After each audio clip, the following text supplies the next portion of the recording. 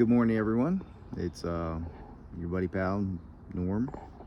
You know the dunce, your your favorite stupid person, Captain Contrary. Um, so, want to give some thoughts on post election analysis on my part, and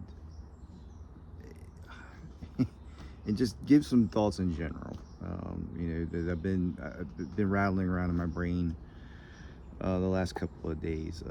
Needless to say, I'm excited for the future. I want to say that while I'm excited for the future, I'm tempered with my happiness right now because it's November 7th.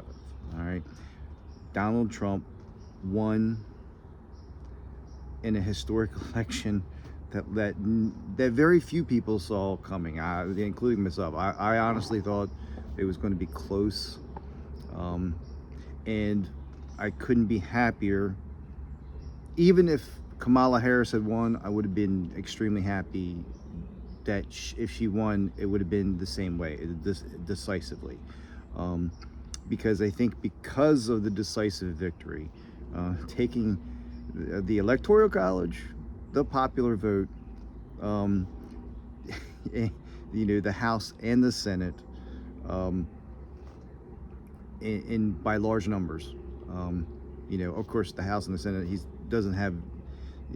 It's not enough to be veto-proof or anything like that. It's not a super majority, but nevertheless, it's still a much bigger majority than anticipated. And in fact, he didn't by any means lose any ground.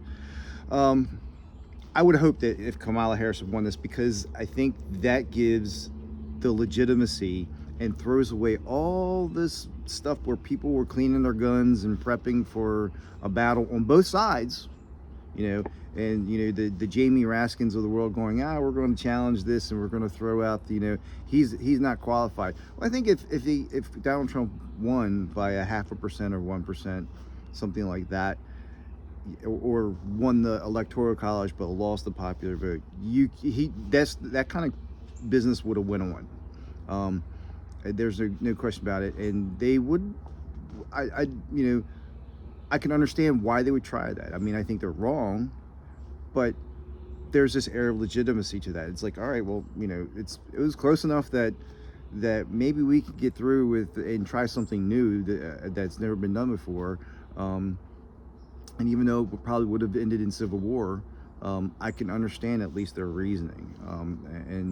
It's like, oh, well, now we feel emboldened because it wasn't a decisive victory. And likewise, on the other side of it, there's a lot of Trump supporters in the groups that I was, people were asking the question, what if he loses? Will this be, confirmation that there's cheating and the deep state has captured the government entirely and there's no chances of going forward?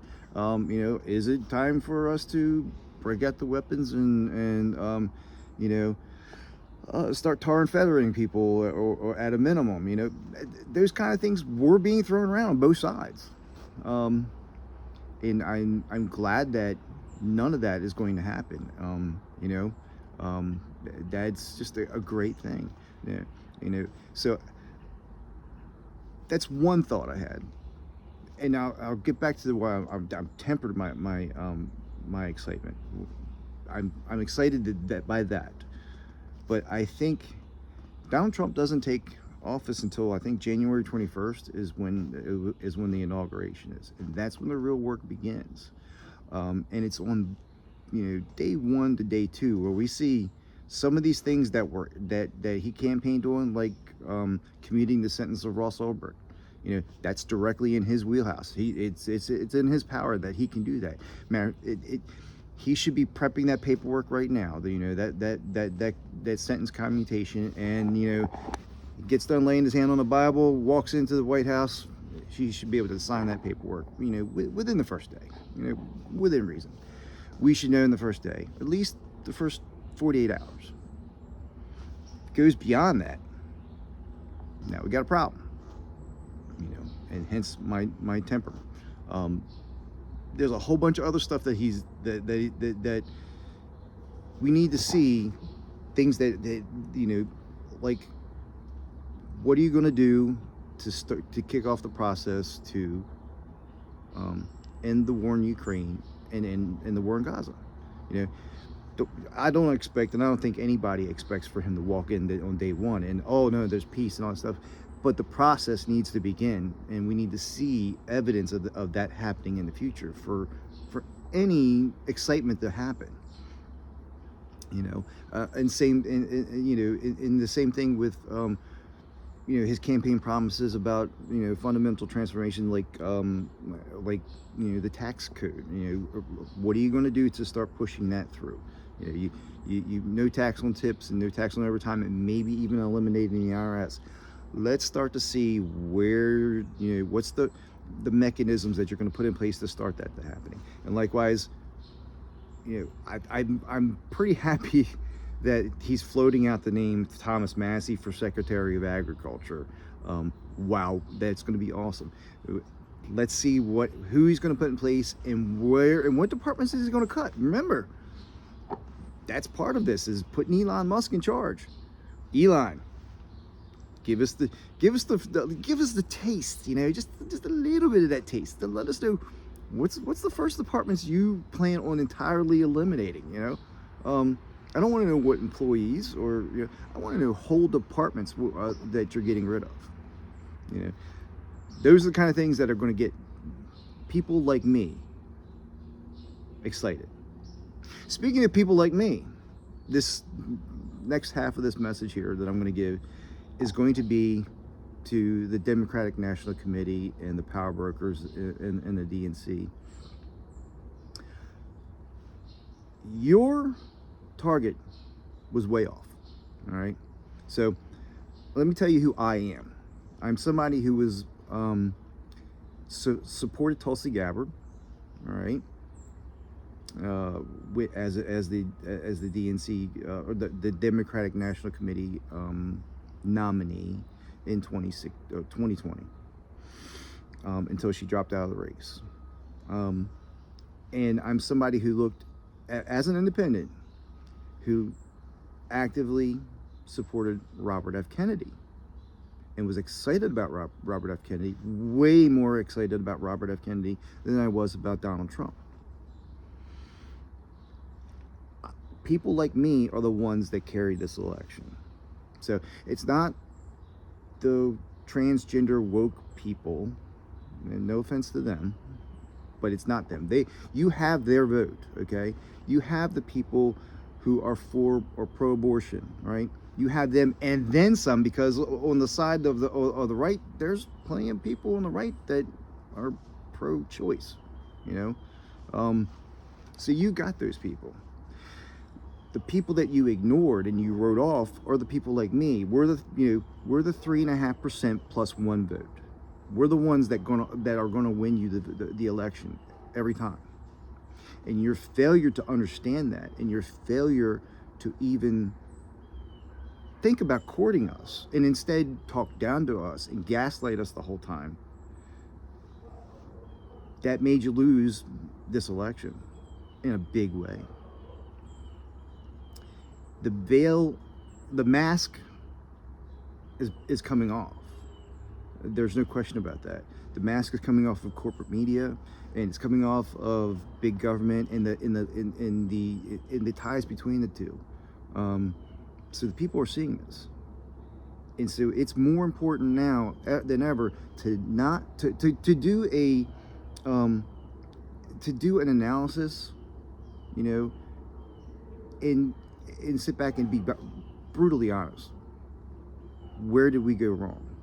Because if you're going to still gaslight us, and you're going to go into this saying, oh, it was racism, or it was misogyny and the patriarchy, and white men who did this, you're going to lose again.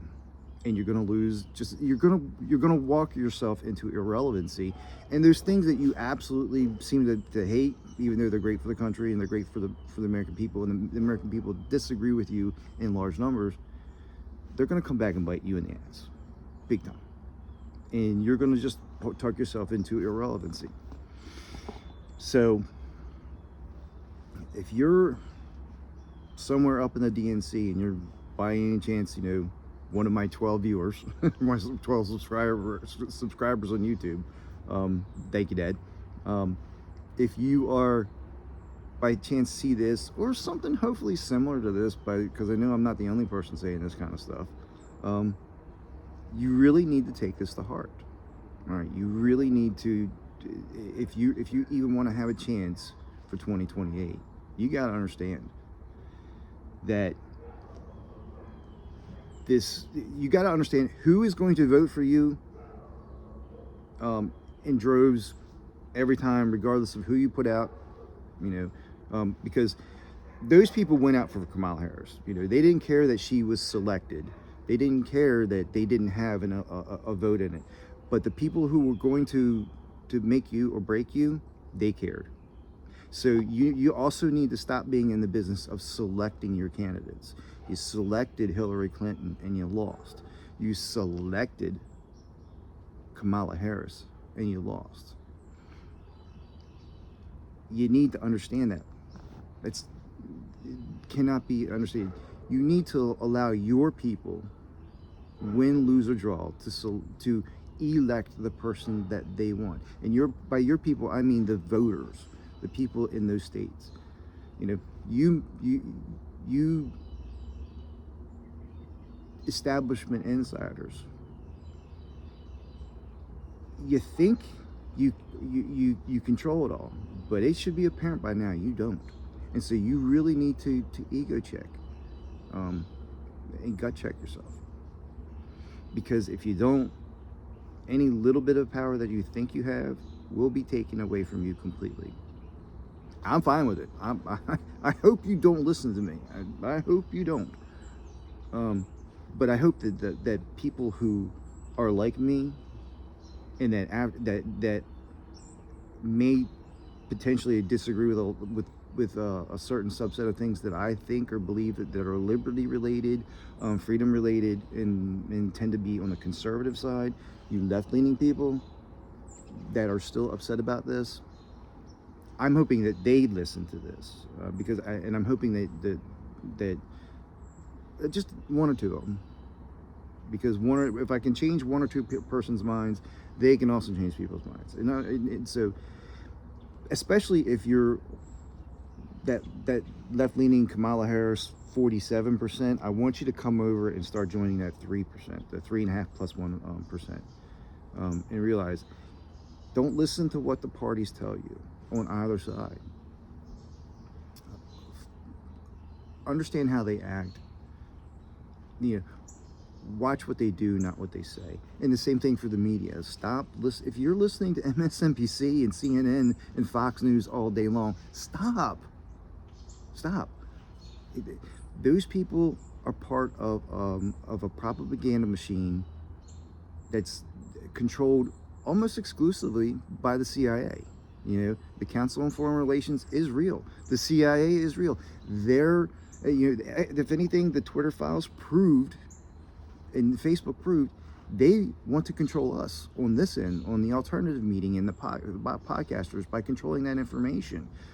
Because they already control all the networks. The reason why there's only a handful of networks and it's so expensive to become a network is because they control the licensing. And they control who the players are, right? They are selected, not elected, right? And they're doing the same thing. They have been using that media for 80 years against you. So now it's time. There's actually people out there, Joe Rogan's, Dave Rubin, Tucker Carlson, Megyn Kelly. Those people are really, really great. Jimmy Dore, Glenn Greenwald. These people are the ones that Jordan Peterson. He's another. He not a great interviewer, but a great thinker, right? And who can see through a bunch of crap. And I know you may not completely agree with it, but Jordan Peterson doesn't spend his time demonizing people. He thinks through problems and works through, and he's not always right. And none of those people, I've said, they don't spend their time demonizing people. They talk about ideas, and that's where the new ground is. who has the best ideas, who can convince people, wins. And you can't ask for anything better than that. Really, honest to goodness, because the alternative is what we've had in the past, which is people telling you what to think rather than people asking, what do you think? Or here's why I think something, here's my case, I lay this out, and then do. A great example recently was I posted something about Jamie Raskin, and another person whom I respect said, no, that's fake news, and that's a false information. And then they cited these fact checkers. I can't, if you're going to cite a fact checker who then doesn't present facts, they just say, no, we discovered that this is false, and then doesn't give you a reason why. They just say, oh, that person said it was false. That's not fact checking. That's just you telling me that it's false. Fact checking is, no, here's the full clip. Here's what you got to see. This is the everything. Whatever you were listening to took it out of context. Even though what I showed did not take it out of context, they showed the full context. But or here's the documentation, or the set of events that happened that they give you a counter narrative, and I would accept that. And I don't care who it was from, whether it was from Cenk Uygur, another one. I don't really like the TYT, but I love the idea of TYT or Democracy Now. They're independent media, mostly independent, but they're certainly not part of big media. And Cenk, to his credit, on Piers Morgan the other day, I think he nailed it. One of the things that Cenk said is that he says it's not about left versus right anymore. It's about the populace versus the elites, the populace versus the regime. I couldn't agree more. Now we see that paradigm a little bit differently in who's who and who's right or wrong. But what he said factually is that's the case. It's no longer left and right. It's populism versus the elite. It's the people down here who are trying to be controlled versus those who are trying to control them. So and that is the kind of media things. One thing that's what I love about excuse me, about the Young Turks is because they give pushback to the narrative and they lay their cases out, and they're not trying to be deceptive intentionally. I think they're, just like on the right, there's things that can be deceptive. But I haven't seen that, like, oh, we're intentionally putting out misinformation. It's like, this is the way we view it, and they're consistent in the way they view things. And could be totally wrong, but that's the new paradigm that we need to contend with, and that's the Donald Trump election. I think that's what he's bringing with this unity party. That's my hope, is that everything that he campaigned on, that I went, holy crap, that's awesome. And you could see that, with the bringing on of Elon Musk and the bringing on of Tulsi Gabbard and Robert F. Kennedy and Vivek Ramaswamy and Tucker Carlson, and just the people that he's surrounding himself with, those things are just, something completely different just happened. That's totally different. And it's funny is that, leading up to this election, especially in this last couple of weeks, there's a bunch of reading going on by the ANCAP circles and the voluntarist circles that there's people out there that have been blackpilled, and they go, oh, you're voting for statism if you're voting for Donald Trump, and you're, and I'm consistent, at least, in everything that I think and everything that I say. Yeah, you're consistent for sure, and that and a cup of coffee, that and $1.50 is going to get you a cup of coffee, or now that and $5 is going to get you a cup of coffee. Consistency is one thing, but you're failing to recognize that the dynamics have changed. We're not Mitt Romney versus Barack Obama, or John McCain versus Barack Obama, because that was simply the case. It was whoever you voted for, you were going to get more of the same, and there's no question about that.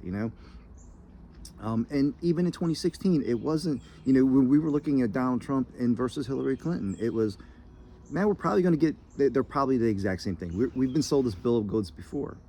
But then Donald Trump actually did run the government differently than anybody else before, more peacefully than anybody else before. And my personal opinion with him, why I didn't vote for him in 2020, was because even though he did all those things, he still got rolled by the deep state, and he had Pompeo in there, and they're doing that again. And John Bolton, and a bunch of swamp creatures he surrounded himself with. Thankfully, in this election, for people like having going on for with Joe Rogan and others, he actually has had the opportunity to explain why that decision, and it's understandable.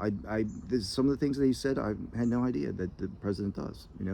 The president comes in and he's got to literally hire 60,000 people, and he's just got to rely on people to make those recommendations for him. And I had never even considered that the turnover from administration to administration is so large. It's a problem. Hopefully he's going to deal with that problem by cutting out a lot of that stuff. Anyways, I lost my train of thought.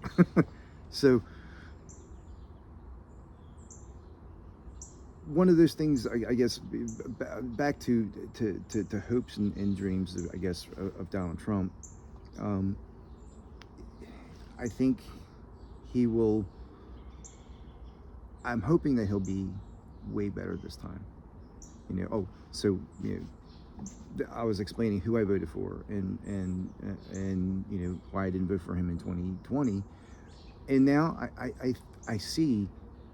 I think he's learned his lesson, and I think he can actually make something of this turd. And so those people that had been reeing, all of a sudden he wins, and then they're like, well, we're making these demands, and we can only, it's not enough for him to commute Ross Ulbricht's sentence. He's got to pardon such and such and such and such, and a whole long list of people. Well, yeah, I agree with that it would be nice for those things to happen, but you were just yesterday saying how terrible he is, and how how much anybody who votes for him is a statist, and they're not consistent. But then you turn around and you're making demands. You're not in a position to make demands, not from a moral argument or an ethical argument or just a regular argument, because you're not being self-aware that you thought somehow that Donald Trump and Kamala Harris were the same, and they are not. They were two different creatures entirely, and you failed to understand that. So ANCAP Twitter, ANCAP X, and Black Pill Twitter, you need to come to terms with that. You need to come to terms with that Donald Trump is way different this time, significantly different than the regime candidate that was being run as the opposition. I think whoever they selected that wasn't Joe Biden, it didn't matter who it was, they were selected. And they were selected by the donor class and the military industrial complex and the whole 9 yards, by all the wrong people. That's something that Donald Trump never was, and never will be. And that's clear. And if you can't see that, then you're part of the problem as well. You're just as much as part of the problem as those people over there. All right. So you need to come to terms with that and understand your refusal to accept reality because you just somehow want some ideological pure thing that works for you, okay, but you can't make fun of people who go, well, I can't tolerate that because I can't live with that decision over there. I can't live with the 20th year of the Bush administration. That, for me, that was intolerable. I could see clear as day that Donald Trump is way different than the 20th than with Kamala, who I thought, and I still think would have been the 20th year of the Bush administration, because it's the Cheneys that were involved, and all those neocons had endorsed her, you know, and she was selected by those people who's run those wars, and maintained them. And here's a guy going, I'm going to end those wars. I posted a video. It took 20 seconds of his victory speech. And he said, people were worried that I'm going to start wars. He says, I am here to end them. That's the most important thing of his victory speech. You can take everything else and throw it out in the trash. You know, the same thing I've said from the beginning is take Kamala Harris's domestic policy and Donald Trump's domestic policy, fold them up, put them in back pocket. Because they got to get those through Congress, right? Everything domestically policy has got to be argued here in the States. Foreign policy is controlled by the president. That's where you need to know who's different from who.